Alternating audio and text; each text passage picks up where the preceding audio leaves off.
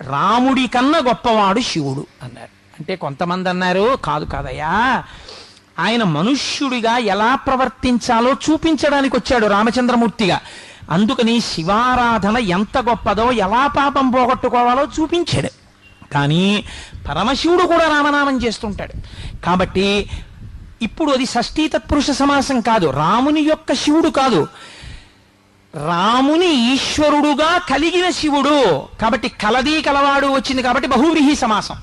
రాముడే శివుడికి ఈశ్వరుడు అని వాళ్ళు అన్నారు. రాముడికి శివుడు ఈశ్వరుడా, శివుడికి రాముడు ఈశ్వరుడా, రెండు వర్గాలయ్యి. ఇప్పుడు ఎవరు చెప్పాలి ఈ తీర్పు? అందరూ కలిసి ఎందుకు ఈ కొట్టుకోవడం, ఆయన్ని అడిగేస్తే గొడవ వదిలిపోతుందని కైలాసానికి వెళ్ళారు. శివుణ్ణి అడిగారు, నీకు రాముడు ఈశ్వరుడా, రాముడికి నువ్వు ఈశ్వరుడిగా చెప్పన్నారు. అంటే ఆయన అన్నాడు, అబ్బాయే మీరు చెప్పిందే కరెక్టు, బహువ్రీహి సమాసం. రాముడు నాకు